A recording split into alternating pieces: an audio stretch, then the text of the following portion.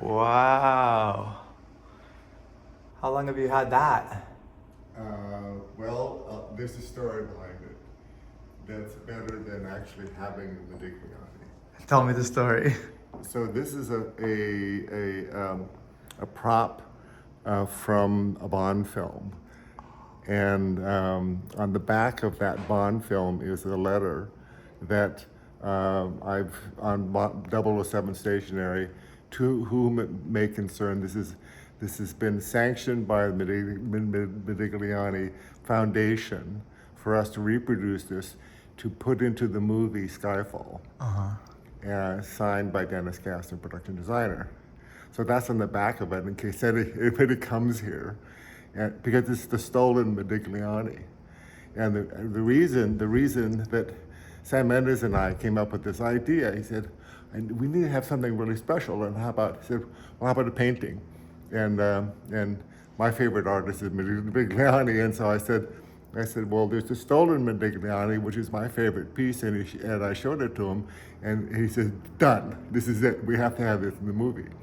And so that's what's in the movie. And Barbara Broccoli has one, and I have one. I made two. And who made them? Who actually painted them? We have the best copyist in London. And so it's... By the way, GL in Italian is Lieu, so it's just Modigliani. The G is silent. Modigliani. Modigliani. Well, of course you would know that. So anyway, so that's been almost everything in here is from one of my movies. Tell me more stories of more things in the movies. How much time do you have? All the time in the world. These are quite rare. These two pieces here, these were in a film called The Hudsucker Proxy. I love that film. Coen brothers. Coen brothers. And Paul Newman and I used to sit here because these were in his office, and we used to sit here, and he would tell me all his old stories of all the films that he was on, and I got to know him really well, and it was really fun. You know, I mean, it's you know. Did you design these? No, they were Nancy Haig, my decorator, and I found them at a shop in Hollywood. They were back in the back room. Nobody cared about them. We're all taken apart because there's each piece. There are three pieces to it. Wow. And they're George Nelson's. We just recovered these. We found a mill in Paris that was repurposing this old fabric, and so we, at great expense, got it and had these recovered. Luckily, my London decorator, Anna Pinnock, got us a little bit of a discount on it, so it was quite fun. So, yeah, so there's a lot. Come if you want to keep going. I want to see it all. I will. This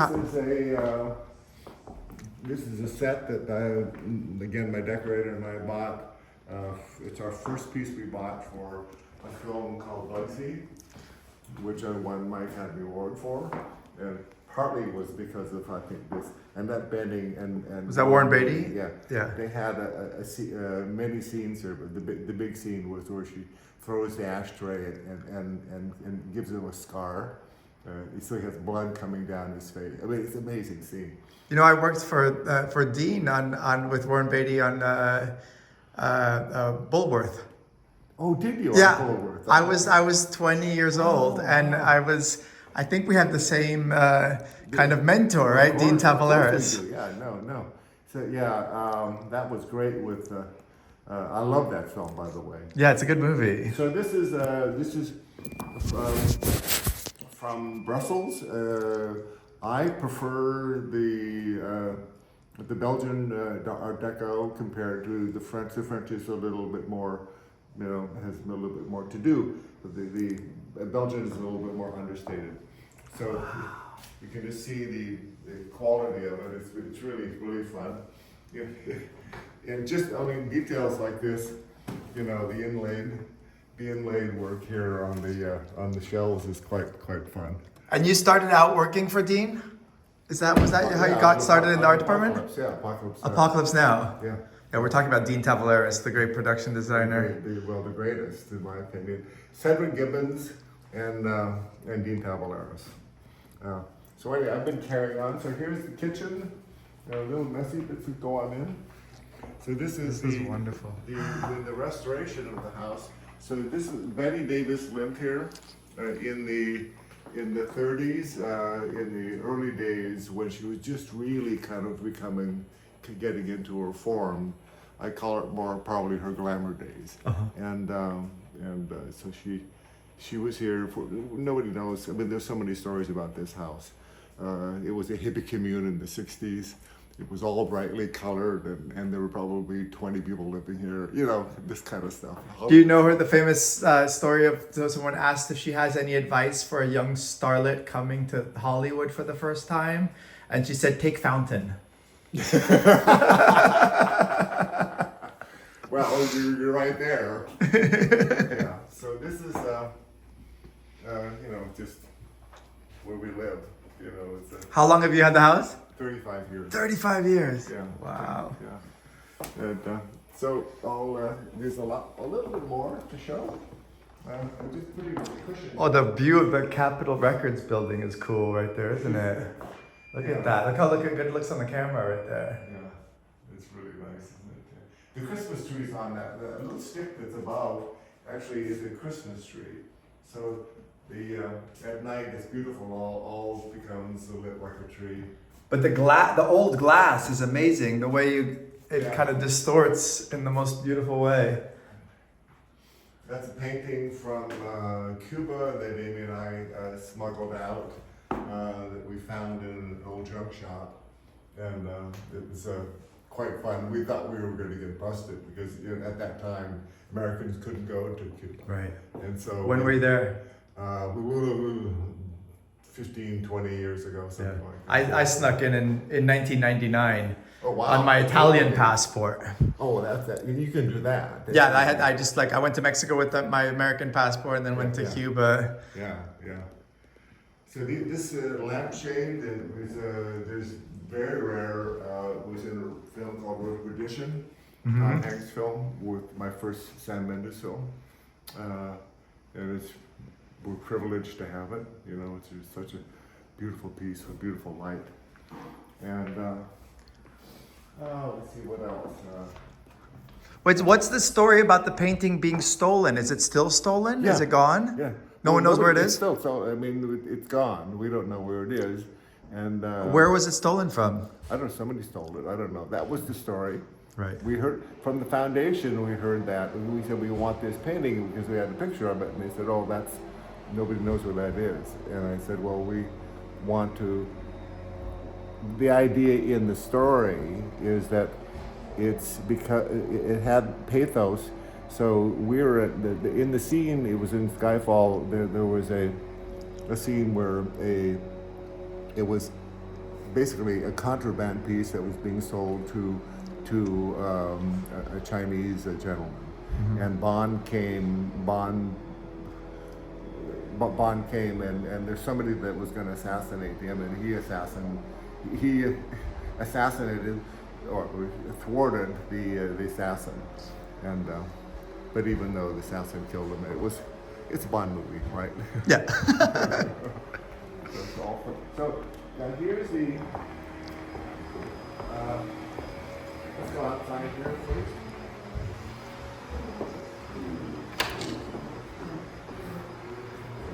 So this is my contribution to the house.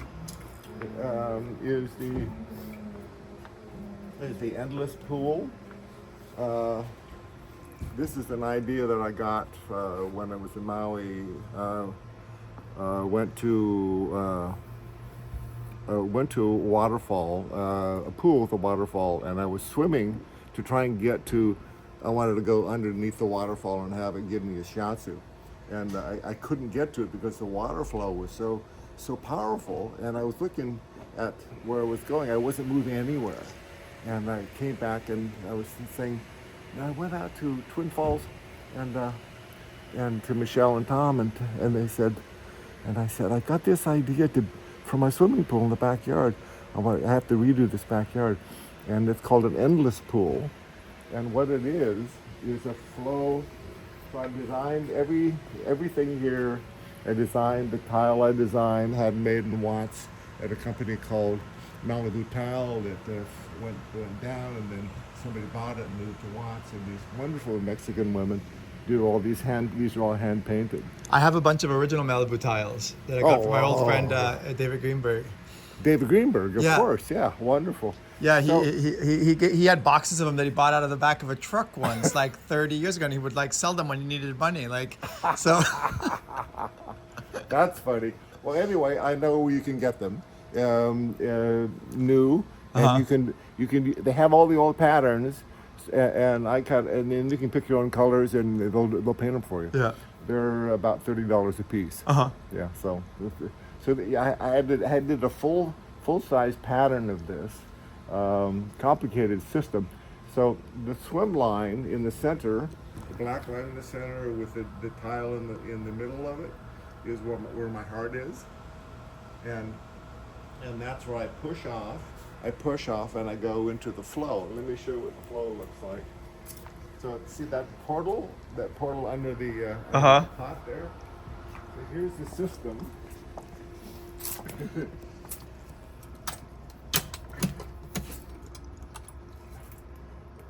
So the system pumps water. So like the waterfall was pumping. Right. Imagine the waterfall there. Right. Pumping water, and then I just push into it, and I can swim forever. And it goes basically the same strength as you're swimming. Well, I can adjust it. It's adjustable. Amazing.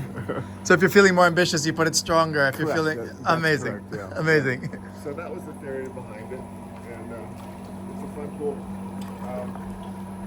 I call this Hazel, which is my mother's name, and she gave me a little stipend in her inheritance, so that was enough to pay for the pool. And so it's going back into the pool. Amazing, amazing. That's a beautiful symbol. I love that. Hazel, yeah. Oh, great. Sitting area. Where did you grow up, Dennis? I was born in Vancouver, British Columbia, and moved to Portland and grew up in Portland, Oregon. And Eugene, Oregon, and went to school, studied architecture at the University of Oregon. I was always a football player. I was on a football scholarship. Really? Yeah. And then how did you transition into film production design? I saw film when I was in architecture school called Lawrence of Arabia, and I said, that's bigger than any building I'll ever build. And I moved to Los Angeles, went to Art Center College of Design. They were just starting a film school.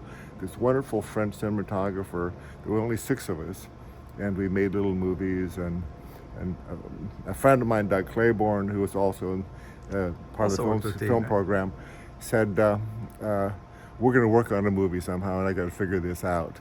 And the film was Apocalypse.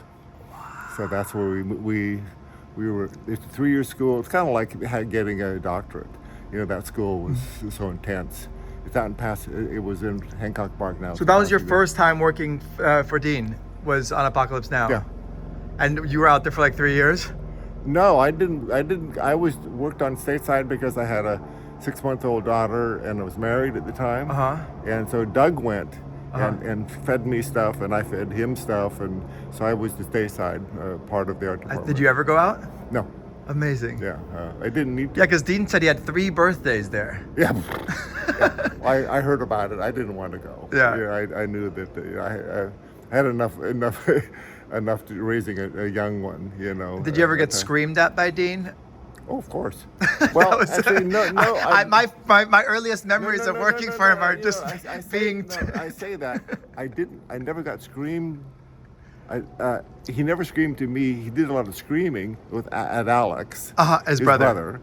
And I was involved with all that because we became kind of a triangle when we went off to Tulsa. When we were doing Outsiders and Rumblefish, we all lived in a house together. And Aurora. So you never got directly screamed at? No. Oh, I got screamed at many times. Well, I thought it was a great way to kind of bond. Yeah, and pay your dues in a way. No, I paid my dues. I'm sure you did. I paid my dues. I worked really, really hard. He got everything he needed out of me, and then at the end, after Rumblefish, we had a great story. I was just telling it over the holiday. Ellie called up the art department. I always answered the phone, and I said, "Hi, Elle, what's going on?" She said, "I need my Rolls Royce driven back to Napa. I was wondering if you guys were interested." And I said yes. And then she's okay, great. And I hung up, and we didn't know how we were going to get back. And I said, "Dean, Ellie wants to drive. Do you want to drive Ellie's Rolls Royce back?" And he says, "Yeah, this is going to be amazing." It was kind of our Hunter Thompson trip, so it was wild. Let me put it that way. It was really wild. Ellie thought we were going to take 3 days, and we took 2 weeks. Wow, from where? From Tulsa to Napa. Amazing. And we arrived. We timed it to arrive just at the Napa Harvest Party. Yeah, but see, I worked for Dean first on Jack with Francis Ford Coppola. Yeah. And then it was all the Apocalypse Now crew. Sure. And that's when I got really like Hooked. That's when I was like kind of his punching bag. Yeah. And then by the second movie, Bulworth, then we'd grown to love each other, and everyone thought he was my dad. He in a way, he's a softie, but he needs to have the bluster. That was the old technique, though. Right. That was the technique to get things done. But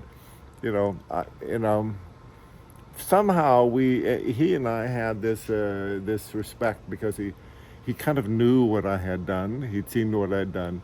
I was already vetted as an architect, and then went to Art Center and made movies. I knew movies, and Alex went to Art Center, so Dean knew my pedigree, and so there was a balance of respect there that was really fun, and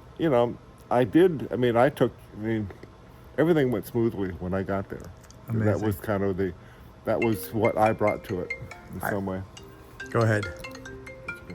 Okay, so I remember hearing stories, because then I worked for Vittorio Storaro, and he told me that once Dean got so upset with him, with one of his crew for like moving a set piece, that he threw like an HDMI light into the. That. You know, but that was you didn't want to do that. What's that? It's when it's a set.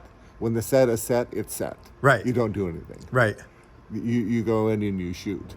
Yeah, you move things around, but you put it right back where it should be. Yeah, that's important. Yeah, and I heard that Dean was so angry that he threw the HDMI light into the river. someone on the Angelo, was it? Yeah, told me that story, or someone who was on the set. Angelo, what an amazing man he was. Worked for Frank Lloyd Wright. Oh, I didn't know that. Yeah, he worked for Frank Lloyd Wright. That was one of the first jobs. I bet too many stories. Stories are good. We should document them. You can read about it in my book. I'm doing my book now. Oh, wonderful. Yeah, I'm going to start doing it. Come on up, I'm going to show you some more. Let's go upstairs.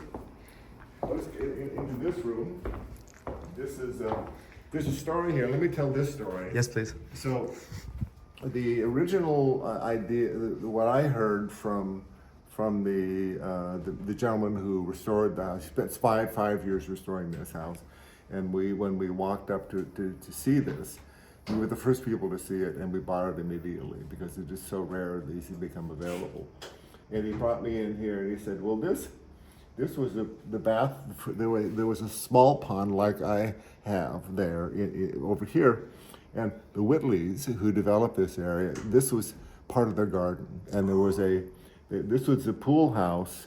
So you'd come down and you'd come in, this is called the changing room. And then you'd come into the bathroom here, do the toilet. This was actually a little phone box. There was a phone in here. If you wanted to, a phone call was coming in. If you're on the toilet, then you could actually take your call. Here, this is a pass through. Amazing. And just look at the details of this house. We had little tissue. This is where the tissues were. So tissues were put in. So you didn't have a box like that or that. You had that. And it's all original from 21. The colors are just magnificent. I love these shades of purple and pink. And black and so on. So it's we wonderful. find it's very, so we brought a lot of Moroccan in, a lot of Turkish in from all of our travels. So this is mostly, that's Moroccan and this is Turkish. And so it's just this is Moroccan. This behind you here, Amy's uncle, the sculptress in Bucks County, and he had amazing. He was friends with Michener, and so I designed these pedestals to. I get a little nervous when things are out of alignment. So these lights are quite wonderful. You can see they're lumilights, and they have a beautiful glow for all the women looking at your makeup and so on. What would you say is the relationship between like real life design versus film design? Well, it was well, the Whitleys had invested. They are the people who bought this hill and then built all the homes. So they had incredible knowledge at the end of their time of building all these homes. That was the idea, was to get the best for the best, and find something that integrated. And also, these were great projects for them because each one is different. Yeah. You know, it's very exciting. This whole hill is unbelievable. Yeah. I mean, Valentino, Chaplin, Yeah. you know, I mean, it said Betty Davis lived there. So everybody, so this is quite fun. But what I'm curious about is like being obviously an appreciator of architecture, but you said then earlier, you said that, you know, designing for movies is better than ever any building will be. Well, any exactly. Do you feel like the relationship between designing a space like this that you actually live in compared to something that's going to just be in a movie? It's all character based. Uh-huh. So I'm a method designer, as Dean was a method designer. What does that mean? Well, the method. The acting, Uh-huh. you know, the acting Yeah, and of course, method, of you course, know, yeah. that Stanislavski and Yeah. Meisner and all that. The method. Yeah. The method is the reality, what is real for you. And so obviously this is my life because it's, you know, every movie, of course, my decorator, Nancy Haig, who's like, one of my oldest friends, and so let's say Bugsy's an example, and the table, that whole set was part of it. Was, I said, emotionally the content is right, and now what this is going to do for the actors, when the actors come in, it's going to lift their game, because all of a sudden you're taking the words off a page, and all of a sudden you're living those words. Now I'm living my whole life here. My whole career is right here. I mean, here's an example. The still photographer on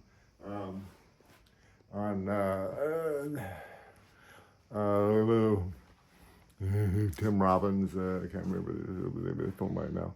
I just got this chair, and he said, I want to take a picture of you. And I said, well, I know where this swamp is. And we were in South Carolina. I'd scouted out in that area, and I just stood through it in the back of his van. Is it a Coen Brothers film? Yeah, it was with Paul Newman and Jennifer Jason Leigh. Yeah, I should know this too. You should know it too. It's the Hudsucker Proxy. Oh. And this is a picture that Tom took of us playing early chess in the house before anything else was built, and that was a chess set that he got in India when he was living in India. So that's early Dennis. Tom Sewell, our other dear mutual friend. A painting I did for Amy. When in our early days, Amy said, I said, well, what do you want? And she said, oh, can you do a painting for me? And it has to have, it has to be, my favorite numbers, it has to be 3s, 6s, 9s, and cats. Amazing. 9 lives. How wonderful. And these, Amy bought me a stereopticon camera, and the stereopticon camera had a flash unit from 19, I think it was, it had to be in the 30s. And I opened up the back, and these are the batteries that were still in the original batteries. And so I opened this up, and I said, oh, 3, 6, 9s, cats. Amazing. So I did the painting for her. Anyway, so she said, can we just let's put it up here. We have a lot of artwork, but she still likes this one thing. So, what else? So the sitting room where people, you would go to the pond, you'd be in the garden, you were a guest of the Whitleys at the top of the hill, you'd walk down and have a garden. This is a garden party place. This is really what it was. And then the Whitleys decided to move back. They'd made their money, they moved back to New York. And this house was sold to a psychiatrist and his wife. And so what they did, and there was a bungalow at the other far side where the dining room was. And so they hired an architect, and they said, we want this to look like a New York penthouse. That was the idea. And so he filled in all of this, incorporated the sitting room in this into one piece. So let's go upstairs. This is before Betty Davis. Yeah. Amazing. So this is in the 20s. And when did Betty Davis have it? Probably in the 30s. There's no great record of it, but as the story, a lot of it is word of mouth, coming from the old women who used to live here. All the old grand dames who outlived their husbands. Is this your room? Yeah, it's our bedroom here. Do you play chess much? Of course. Well, with Amy sometimes. Who wins between you and Tom? It's toss up. I don't know. Toss up? Always a toss up. Yeah. Have you ever designed a chess set? No. You should. I know. Well, I don't Have you seen Man Ray's? He designed a chess set. I'm sure he did. Yeah. He asked Duchamp, what kind of chess set would you like? And Duchamp said, I don't care. It's just a placeholder. That's all in my head, really, But then he designed a really beautiful one. I'm sure he did, yeah. So wow. This is kind of what's nice about this, in downstairs, there's a big window on this side, an arched window. And that used to be a fireplace. And when John Stevenson redesigned this, or he basically gutted it, repurposed the whole thing with all the pieces, and he said, I'm going to put a fireplace in the bedroom. And so that's his addition to the house itself. And so this is winter stuff. So Amy and I sit here. These are pieces from Bugsy. These two chairs, this sat here, the settee, and the armchairs. Have a seat. One of the most comfortable chairs. Go ahead and sit down. Oh yeah, very nice. Very nice. Next time we'll play a game of chess. I know. Piece of art over the fireplace is Francois is a friend of ours, a Parisian artist, sculptress. Many pieces of hers. Gorgeous. Go up close to the writing is her own French language, and as you see the center pull back a little. Go close to, not to the lighting, but up to the color. Yeah. And do you notice anything on that? Do you know what it's like, oh no, I don't know what it is. So if you back up now, back up. Back up. It's a pumpkin. Oh, and wow. The scarification on the pumpkin. And the pumpkin grew up, and then she figured out how to press it. She found an old paper press, old French paper press up in Normandy, where they had a farmhouse up there where she grew the pumpkins. And so she pressed that, and then on her paper, and then of course she did her writing, and her writing was her story of her grandmother who taught her how to do this. First of all, you make the garden, you watch the pumpkins, you start with the smaller pumpkins, and they grow and they grow and they grow, and the scarification then becomes more prominent. So if you look at it, I mean, she's amazing artist. Very subtle stuff. Here's first of all, I'm going to tell you the one idea here, one story I like to tell. This is the first, one of the first really nice pieces of Art Deco that we got when Amy and I got married from friends of ours, and when we got the house. We were saying, well, where do we put the clock? I said, well, you're on this is the side of the bed you like to sleep on. So now I have to work hard and find something to put on my side of the bed.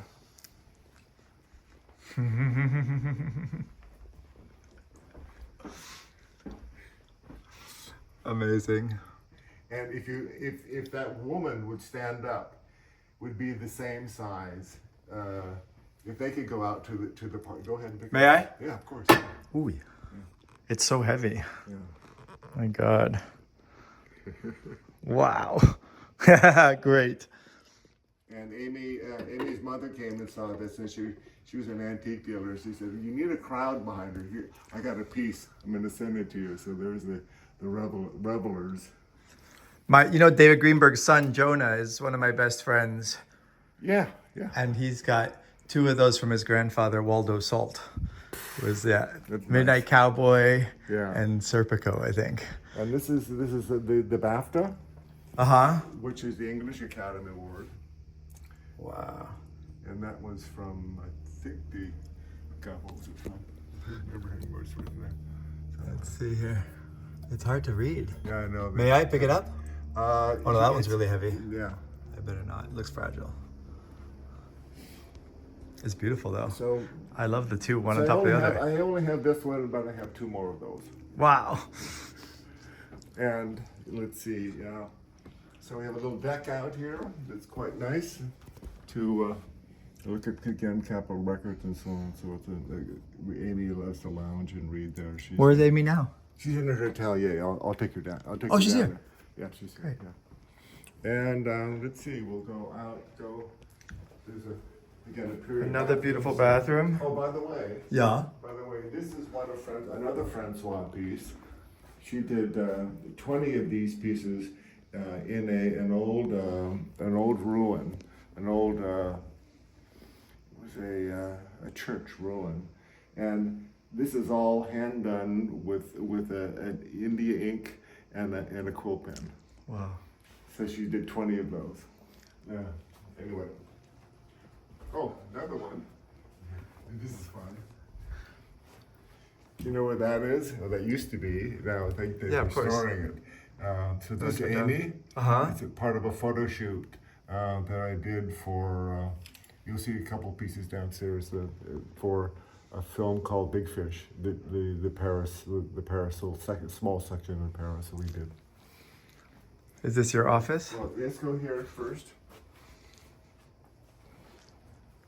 Wow. Incredible colors here too. I love the subtleties of the wave, the wave tile here. That's so beautiful. You just have to touch that. That's just like so magical. Wow. All original. The toilet's great. And these are kind of wonderful vanity lights here. These vanity lights here that actually adjust. So this is the bathroom you use? Yeah. Yeah. Yeah. Beautiful. And then going into this is my office. This is where most of the thinking comes from. Beautiful. What's this from? That's just a friend of mine was doing an experiment with a laser cutter, one of the first laser cutters. Uh-huh. And he decided, well, I'll just do your name. So. Is this the other BAFTA? Yeah, the other one I gave to Nancy because BAFTAs aren't given to the set decorators, only to the designers. Mm-hmm. And so I said, well, you have to have one. So I gave it to her. Yeah. So this is kind of like being at the. This is like I feel when I come in here. I felt like I was at a giant ocean liner, like the Queen Mary. Yeah. And I'm the captain of I got the steering wheel here, and Do you still draw by hand much, or does most things happen on a computer? I don't even do anything anymore. You don't do any of the just think. drawing. I You just think talk to people. and you describe. Yeah, somebody has to have the ideas. Of course. Then, of course, I'm lucky enough to afford pretty vast art departments. Yeah. So, I'm a very lucky man. Yeah. Yeah. Books everywhere. Well, luck and hard work Yeah. and creativity Yeah. and vision. One of my favorite awards, these are a bunch of art director awards here, but one of my favorite ones is this guy right here. He's pretty heavy. The Golden Frog. What is the Golden Frog? The Golden Frogs is from a place called the cinematographers do an annual meeting together. So this is from Camera Image in Poland, and of course the Golden Frog. I thought if I can have anything, I want to have a Golden Frog. So they gave me a, what does it say, with unique visual sensitivity.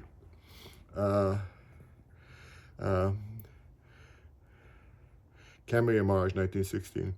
So it's kind of like my friend Oliver Stapleton at DP had been trying to get me to come here forever, and I just finished Blade Runner 2049. So Amy and I flew from Budapest to Warsaw, and then they came and picked us up and took it.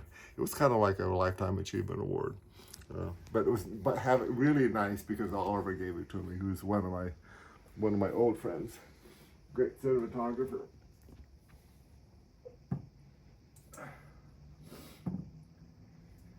Lots of stories. How much time do you have? Tom took this picture in the water world on the set. He came over to visit, and we talked about life. Let's go say hi to Amy. Okay. One of Amy's presents to me. Gorgeous. So, What's hiding inside? Oh, wow. That is beautiful. we have a lot of cameras. Yeah, I haven't opened that in a while. Do you have a favorite director that you work with? Oh. Or is that unfair to ask? Well, the Coen brothers, Sam Mendes, probably Peter Weir, George Miller. How does it Both- change both from is director still- to director for you, the experience?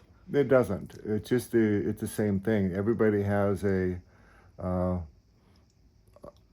everybody wants to make a good movie. Yeah. Okay, so it's about how do you make a good movie, and everybody has a different technique.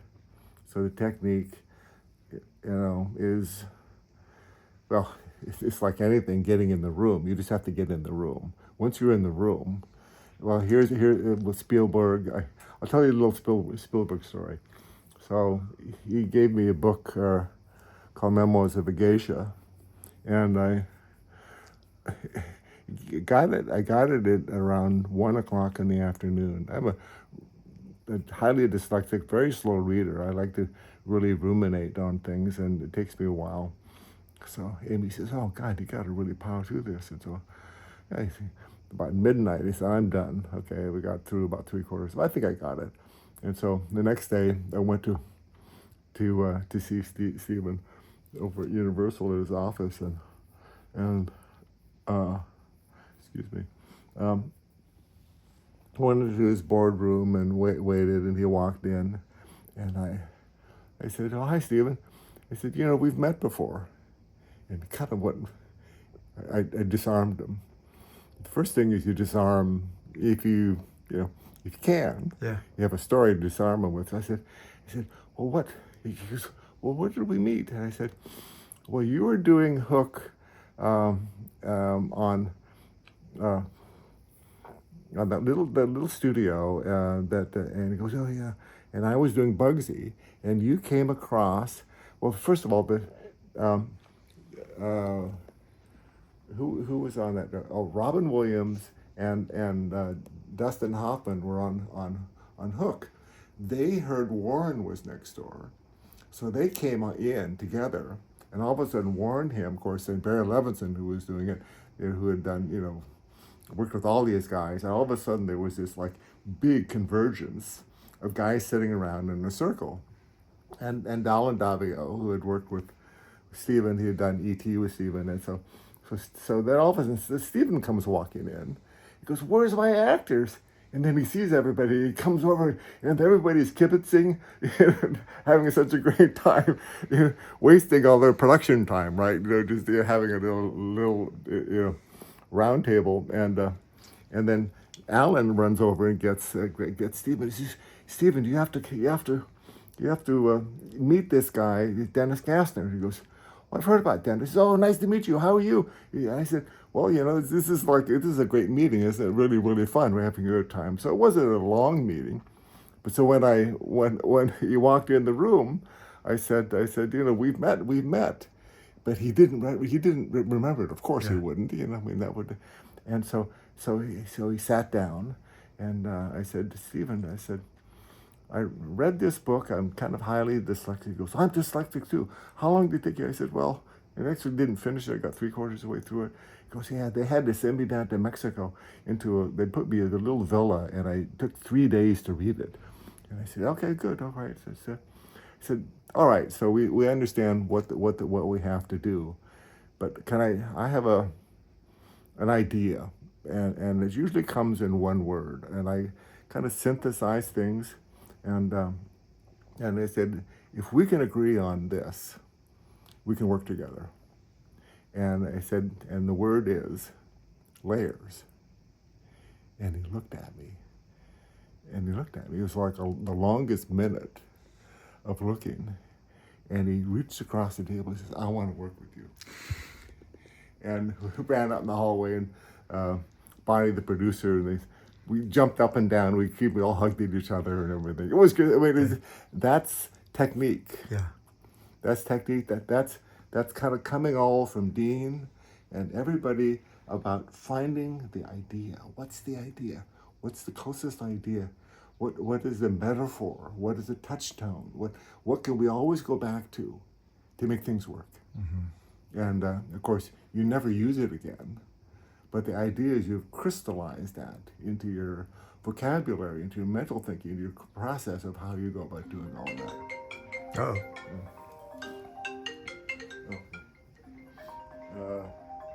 You gotta take it? No, call him back. It's my art director. Anyway, so, What are you working on now? We're gonna pick up doing some pickup shots for Electric State, which is the Russo brother film. My second one with them. Really, this is going to be an amazing film. Amazing film. It's an emergency, maybe. Yeah, let me just call Sam. Okay. Hey, Reg. Hey, can I call you back? I just have a visitor here. I'll be, 5 minutes or so? Okay, cool, thanks, bye. So, This is a lovely impromptu interview and tour. I really thank you, Dennis. It's an honor. I want to show you on the way out something that's one of my prized possessions other than Navy. Careful here. The steps are tricky.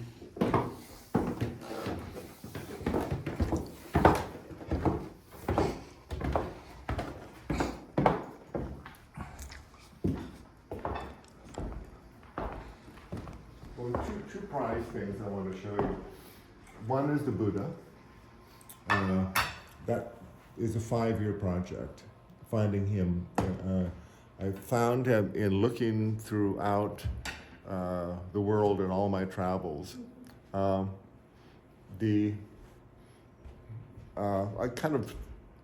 and I were in a tour we were in Thailand with a bunch of friends, and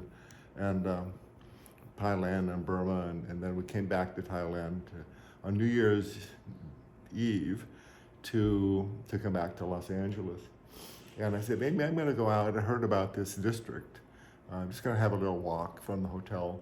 And so I went down and pulled on this road and was walking along. And all of a sudden, I got sucked into a doorway. It was like, whew. And I went in, and there was a Chinese man, an old Chinese man, sitting at an old desk. And he just went like this, and went like this, and I sat down in this chair. And he picked up this old phone, and he said something in Chinese, and put it back down, and a young girl came, and I went, hi. She says, oh, I'm a granddaughter. I'll do the translation. And I said, okay. And she said, what are you interested in? And I said, I'm been on a 5-year journey looking for my Buddha. And I can't find, I've seen a lot of Buddhas, but I can't find the one that's going to fit there. And it has to fit there and be in the right tonality. And she said, okay. And she told the story to the grandfather, and the grandfather just went, pointed like that, like that.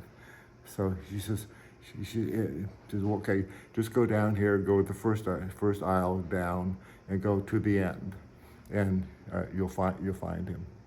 And so I got up, I went down exactly this said, and went down, and there he was, and I sat down on the floor, and I looked at him, and I said, thank you. And I came back and sat down, and then we negotiated the price, which was the numbers were exactly Amy's and my numbers. It happened to be amazing. And so Are you a Buddhist? Yeah. And so How long have you been Buddhist? I think for my whole life, I just always had that propensity. Yeah. And so anyway, so he sits here, kind of. So the story, and I asked, I said, well, where did he come from? And he said, well, when my father, as a young man, came from China, he came through Burma, and he found this, and he put it on his back, and brought it all the way to Thailand. Wow. He said, and he was waiting for the right person to come get it. So the Burmese, you can see the Nouveau, because the Burmese were colonized by the French. Mm-hmm. And so this is 100 years old. He was on the board of certification for authenticity to all the Buddhas in Bangkok. And so he made a document, stamped it, his stamp for this. And so I got this. And so every time I come back from a travel, 3 bond films, wherever I go to any place, I bring back something, and I put them on the Buddha. So these are all things you've brought back from. From different parts of the world, yeah. Wonderful. There's a little ball at the bottom. See behind the little ball Uh-huh. is a little disc. Yep, this one. That's from Burning Man. When did you go to Burning Man? 15. 2000, did you like it? Oh, it was amazing, amazing. I was so exhausted. We built. Did you go the whole week? Yeah, we built the camp. We went with the festival, and then we broke the camp down. Which camp did you build? Ashram Galactica. Amazing. My friend Chris Weitz, who was directed the Golden Compass with me. Uh-huh. We collaborated together on it, and Mercedes. So we had a great trip. It was Amazing. really wonderful. I've been going since 2001. Do you go every year? Maybe every other year. Yeah. Yeah, but I went with Tom once. I think we were there in 2008 or something. Right. Yeah, he got that old. He was like this about it. I think it's an adventure. But he said he was with somebody that it was he picked up this what was it, a travel trailer that was a self-drive that he had to drive. You know that story? Yeah, I think so. Yeah, that he had to drive. He'd never driven one before, and the couple who I think owned it, or I don't know how it happened, but let's not get into that part. But anyway. Do you have any advice to young filmmakers from a production designer's perspective? A young person getting into movies. Oh my God.